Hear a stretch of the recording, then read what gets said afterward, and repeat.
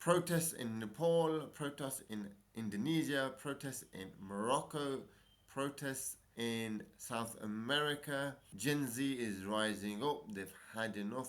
Welcome. This is the only way up. And Assalamu alaikum wa rahmatullahi wa barakatuh. Gen Z, unfortunately, is a generation that's only seen hardship and difficulties and challenges, and they have risen up. What words of advice, support do you want to give them? Yeah, Thankom Shani. So I think we're living in a very interesting time. Usually in the West, they say that each generation, their lot is better than the previous generation. They can earn a bit more money, they can live a better standard of living than their parents. The Generation Z are probably the first where the standards are so bad, the situation is so bad that actually their future is actually quite bleak. And I think we've got to bear in mind that I think around 30 to 40% of the world's population is under 20, even under 18 actually. So nearly half the world's population is really young, and what you're effectively saying to them is your future prospects are really, really bleak. And that's why you find when it comes to the environment, when it comes to student loans in the West, you see people protesting. But what you find further abroad, what you find is the situation is so bleak for people that they've just had enough now. The normal ways of dealing with their problems through the system, through the government, through international organizations just isn't working. No one's listening, which really shows you how much the system is rigged for them.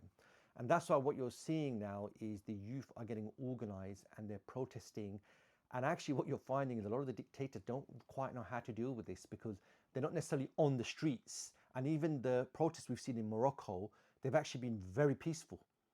And so the usual tactics of, having Secret Service guys in between them or it getting very, very violent, that's not the case. And in fact, what's going on is a lot of the protest includes getting details of corruption, getting details about individuals and putting them online, and that's how they're organizing. So I think what's very important here, like, in the West, the challenges youth have is more about jobs, it's more about how will I survive and my prospects. But majority of the people in the world, it's actually just basic standard of living. It's actually just, how can we create a country or create a world where we can survive and fulfill our basic needs? And what you're seeing now with obviously with the internet and social media now, this isn't just a struggle over there, it's a global struggle. So what's going on is people are networking, people are ensuring that their plight is being heard about in the West. This is something Greta Thunberg did for a long time. She got the youth involved in the environmental issues. And now that she's become a critic of Israel, now you're seeing the global media that actually dropped her. Nevertheless, she's an example of a youth who got involved in issues that matter for the world. And I think, there's a big attempt to just get people focused on their issues where they are. But what you find is the global issues are all interlinked. The lifestyles people are able to live in the West is because they're taking the resources in the West. The lifestyles people live in the West is because they are dictators who don't take care of the interests of their people, but they serve the West. So this is why this is all interlinked. You've seen with in Palestine now what Israel is doing. Many young people now are questioning and putting pressure on their governments for supporting Israel and for arming Israel as well. So none of these issues are restricted by a border. In fact, they cross boundaries. And that's really how the youth have to see it. There are people of your age, of young, who basically don't have access to basic needs. They probably won't be able to get education, and their future is really, really bleak, which are similar issues people are facing in the West as well, although the issue specifically may be a bit different. But what connects all these people around the world is the system in the world isn't working for them. The system in their country isn't working for them, and the future is bleak. And this is probably the first time where politicians can't keep saying things are getting better. Actually, things are looking really, really bleak. So this should really put into perspective, some of the challenges you face here. You know, we're facing issues that are not necessarily to do with basic necessities. It's more than that. It's to do with like luxuries, and it's to do with future prospects. There are many people in the world they won't have anything to eat tonight. The people in Palestine, in Gaza, are going back to their homes. There's no home there. There's just rubble. So the fact that these issues are all linking up, what's going on here is politicians can't just get away with, oh, they're over there, we're over here. Now what you're seeing is people are linking up, and that's why they're making use of social media. And I think, this really is really going to put pressure that the system we have just isn't fit for purpose for anyone in the world. It needs to be ripped up, and what we need is a new system that actually serves the people. because really the few powerful countries are the ones who have benefited from the global system we have. And Israel's done a good job of highlighting international law is meaningless, sovereignty, respect of borders is irrelevant, freedom of speech, freedom to protest basically has been completely ripped up. So this is the world we live in, and Generation Z really are leading on this. Yeah, and I think it's a big congratulations and very warm feelings to Generation Z. They've stood up and they've not said we're going to accept the status quo of failure, of poverty, of hardship, of suffering, and they've seen beyond that. This isn't a particular leader issue, this isn't a particular person issue, and they've recognized correctly, rightly so, this is a system issue. This is the thrones, this is a capitalism issue, this is the operations of capitalism, this is the weak leadership issue, and they've said we're not going to tolerate it no more. We're not going to tolerate a system that only funnels money upwards and doesn't divide the money across the world.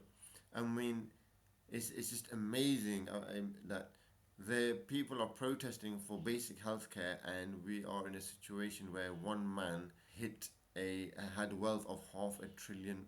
$500 billion. 5%, 10% of that wealth would solve all these problems. So, and I think the youth and Gen Z have seen this. This isn't a economies aren't working and production isn't happening. Rather, they're seeing that the money is being funneled, it's being diverted. The dollar is being used to manipulate, harm countries. The institutions of the world, the WTOs, the agreements are serving richer countries at the expense of poorer countries, and the leaders, the systems are there to subdue, to keep people at bay, and they've recognized this rightly so, and they have taken and come out, and like the Prophet ﷺ said, whoever sees an evil, let him change it with his hand. If he's unable to do so, then let him change it with his tongue. And if he's unable to do that, then with his heart, and that is the weakest of a mind. So they are saying that look, when you see bad things going on, it's not a one-off.